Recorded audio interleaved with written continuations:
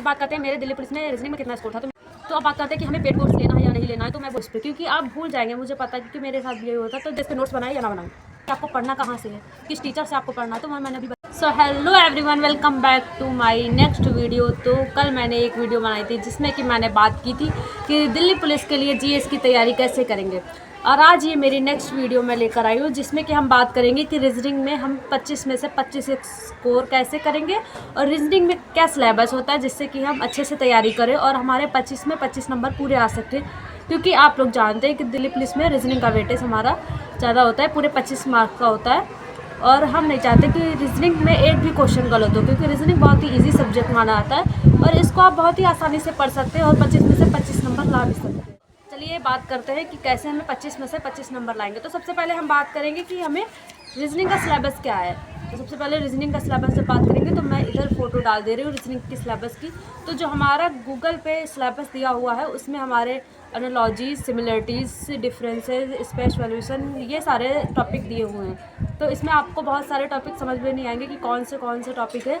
तो इसलिए आप लोग एक यूट्यूब पर प्लेलिस्ट होगी दिल्ली पुलिस की, जो कि रोज़गार विद अंकित पे पड़ी होगी, तो वहाँ पे रीजनिंग पढ़ाई जाती है। वहाँ से आप देख सकते हैं कि कौन से चैप्टर है। बाकी ये जो सारे टॉपिक दिए हुए हैं इसमें, जो इधर मैं डाल दूँगी, तो इनमें सब में से क्वेश्चन नहीं आते। जो मोस्ट इम्पॉर्टेंट टॉपिक्स हैं जिसमें से क्वेश्चन हर बार पूछे जाते हैं, तो मैं टॉपिक लेके आई हूँ।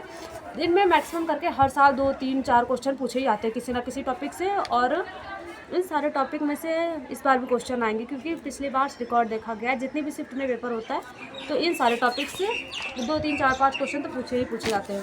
तो जैसे कि है टॉपिक है एनालॉजी है, blood relation, classification number based होता है, कोडिंग डिकोडिंग है, काउंटिंग वगैरह, मिरर इमेज और वाटर इमेज होता है, मिसलेनियस, सभी में से भी 2-4 क्वेश्चन आ जाते हैं।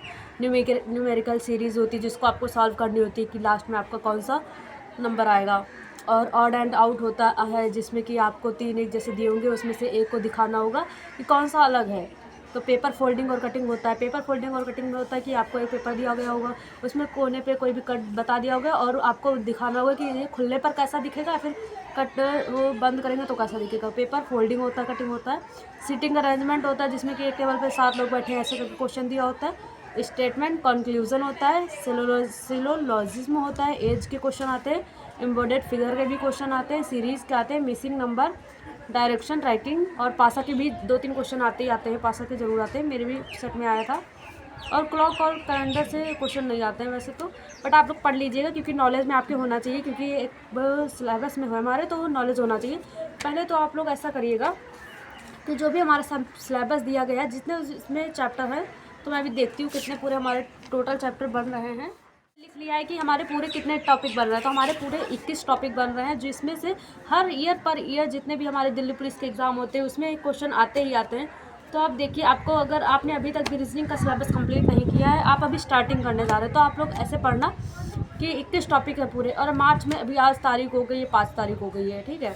तो 5 तारीख होने के बाद अगर आप कल से या फिर परसों से जब भी से स्टार्ट करना चाह रहे हैं, तो पहला टॉपिक जैसे हमारा ये मान लीजिए एनालॉजी है, तो एनालॉजी में हमें सबसे पहले मतलब गूगल पे डालना है या फिर यूट्यूब पे डालना है कि एनालॉजी चैप्टर, रोज़गार विद अंकित, या फिर जिससे भी आपको समझ में आता हो पहले आप पढ़ के देख लीजिएगा। मैं बता दूंगी किस किस टीचर से भी पढ़ना है। तो जैसे आपको सबसे पहले मैं बताती हूँ कि सिलेबस कवर कैसे करना है 2 महीने में। 2 महीने में अगर आपने कभी भी रीजनिंग नहीं पढ़ी तो आप 2 महीने में कवर करेंगे। अगर आपने रीजनिंग पढ़ रखी है, बस आपको रिवाइज़ करना है, तो 1 महीने में आपका सिलेबस कवर हो जाएगा। तो जैसे कि मैंने बताया कि एनालॉजी को यूट्यूब पे डालना है कि बेस्ट टीचर एनालॉजी के लिए, तो आप राहुल शर्मा सर, संदीप सर रोज़गार विद अंकित पे पढ़ाते हैं, उनसे आप पढ़ सकते हैं। तो एक दिन में एक टॉपिक का आप आसानी से आप कंप्लीट कर सकते हैं। जैसे एनालॉजी कल कंप्लीट कर लिया, मॉर्निंग में पढ़ा, या फिर मान लिया 10-11 बजे पढ़ लिया आपने एनालॉजी, फिर उसके बाद उसके प्रीवियस सेट लगाइए, या फिर आपके पास जो भी बुक हो, बुक में बता दूंगी कि रीजनिंग की किस बुक से पढ़ना है, तो उस बुक से मैक्सिमम 50 क्वेश्चन लगाइए, 20-30 तो क्वेश्चन लगाइए।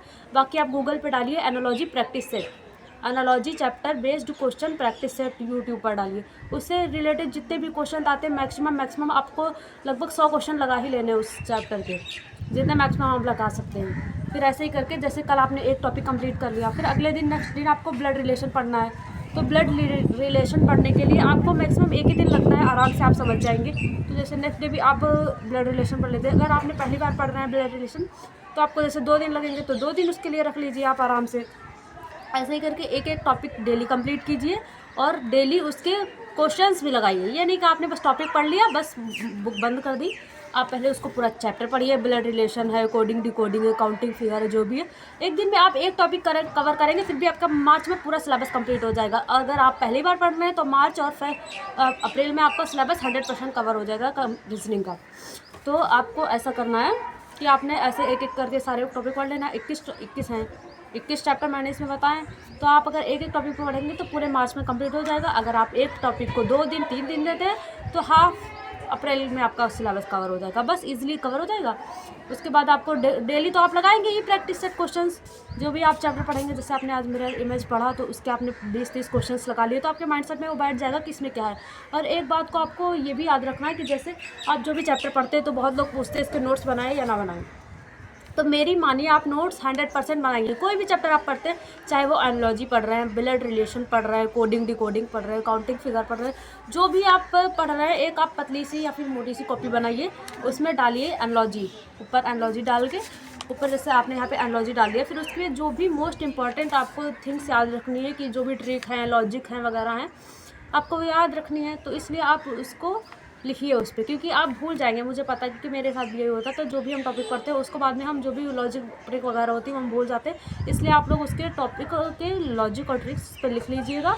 ऐसे एक टॉपिक का एक पेज बनाइएगा और उससे रिलेटेड 1-2 एग्जाम्पल्स भी लिख लीजिएगा जिससे आप क्विकली रिवीजन कर सकें। ऐसे अगर आपको भी रिवाइज करना है कि किस चैप्टर में हमें क्या ट्रिक देखनी थी, तो आप कहाँ यूट्यूब पे ढूंढते फिरेंगे या फिर बुक में ढूंढेंगे, उससे अच्छा आप अपने नोट्स की कॉपी बनाएंगे तो उस पर आप आराम से ढूंढ सकते हैं कि हाँ मैंने ये यहाँ पर लिखा है और मैं देख सकती हूँ। अभी आप लोग ज़रूर बनाइएगा रीजनिंग के भी।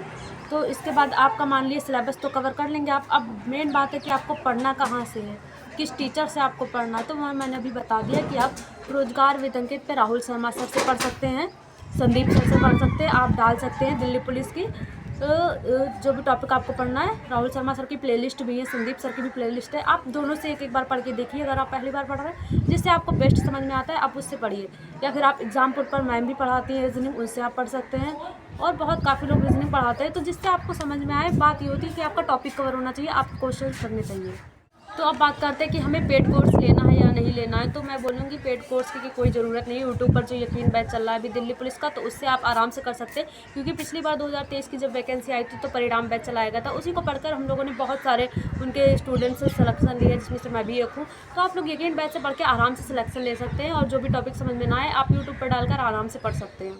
अब बात करते हैं मेरे दिल्ली पुलिस में रीजनिंग में कितना स्कोर था। तो मेरे 25 में से 24 क्वेश्चन सही थे। एक क्वेश्चन मुझे आ नहीं रहा था तो मैंने उसे अटेम्प्ट भी नहीं किया था, क्योंकि वो मुझे कुछ समझ में नहीं आ रहा था। वो भी इम्बेडेड का फिगर का था, जिसमें कि ऐसे लाइन वगैरह बनी थी स्क्वायर में, तो वो मुझे चक्कर से आ रहे थे उसको देखना, तो मैंने उसे अटेम्प्ट नहीं किया था, समझ में नहीं आ रहा था क्योंकि माइनस मार्किंग होती है इसलिए। तो मेरे 24 नंबर थे पूरे 25 में से, एक क्वेश्चन रह गया था मेरा।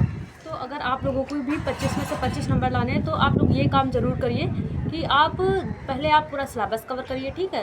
तो जब आप सिलेबस कवर कर रहे हैं उसके साथ ही डेली तो आप क्वेश्चंस लगाएंगे ही, फिर उसके बाद डेली मॉक टेस्ट दे दिए। Mock test mini mock test रोजगार विद अंकित पे, एग्जामपुर पे केवल रीजनिंग के मॉक टेस्ट पड़े हुए हैं। जितने भी मैक्सिमम दे सकिए उतने मैक्सिमम मॉक टेस्ट दीजिए। ये मत देखिए कि वो दिल्ली पुलिस का मॉक टेस्ट है या SSC GD का है या फिर यूपी पुलिस का, बस आप मॉक टेस्ट रीजनिंग के दीजिए। क्योंकि रीजनिंग ऐसा सब्जेक्ट है जो हर जगह आता है। तो आप सारे चैप्टर कवर करके आप मॉक टेस्ट लगाइए।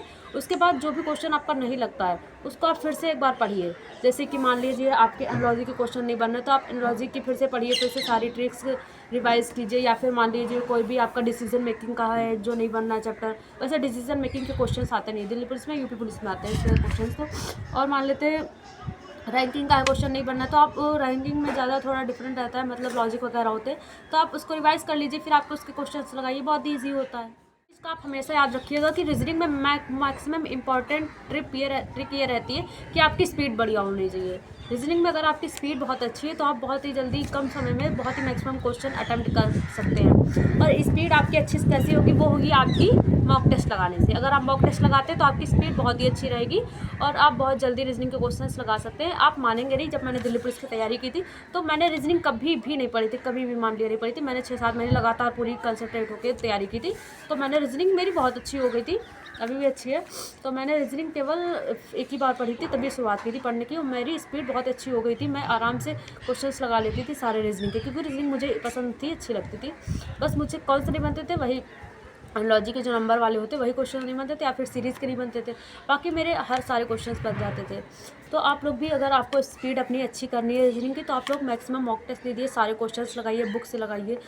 और हाँ, एक बात और कि आप लोग बुक कौन सी खरीदेंगे प्रैक्टिस सेट के लिए, तो आप लोग जो है किरण पब्लिकेशन की बुक आती है प्रैक्टिस सेट की, वो भी आप खरीद सकते हैं।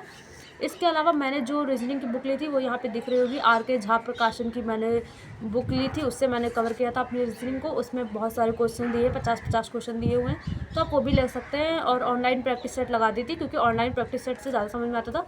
मैं पहले चैप्टर कंप्लीट करती थी, बुक से सारे क्वेश्चंस लगाती थी, फिर 2-3 प्रैक्टिस सेट रेगुलर लगाती ही थी, और मॉक टेस्ट भी देती थी। ऐसे मैं अपनी रीजनिंग को कवर करती थी, जिससे कि मेरे नंबर इतने अच्छे आए थे रीजनिंग में। और बाकी आप लोग भी ऐसा ही करिए, कवर करिए सिलेबस, फिर मॉक टेस्ट लगाइए, जिससे आपकी स्पीड इम्प्रूव होगी, तो काफ़ी अच्छा रहेगा। बाकी आप लोग ऑनलाइन ही पढ़ते रहिए, रोज़गार विद अंकित से 1 बैच चल रहा है, तो ठीक है। थैंक यू सो मच आप लोगों का सहयोग प्रदान करने के लिए। रीजनिंग में बाकी आपके जो भी डाउट हो आप कमेंट कर दीजिएगा, मैं उनका रिप्लाई कर दूँगी। बाकी अब मैथ और कंप्यूटर की भी वीडियो लेकर आ जाऊँगी, क्योंकि मैंने सोचा कि आप लोग बहुत ज़्यादा कमेंट करते हैं, तो मैं क्यों ना टाइम निकाल के वीडियो बना लूँ। तो अब डेली एक वीडियो बना दिया करूँगी आप लोगों के लिए, और मोटिवेट भी करते रहूँगी। तो ठीक है, थैंक यू सो मच, जय हिंद। आप लोग प्लीज़ वीडियो को लाइक कर देना, चैनल को सब्सक्राइब कर देना, वीडियो को शेयर कर देना, और बेल आइकन भी प्रेस कर देना, जिससे कि आपको नोटिफिकेशन मिलती रहे। ठीक है, thank you so much for watching my video. जय हिंद, जय भारत।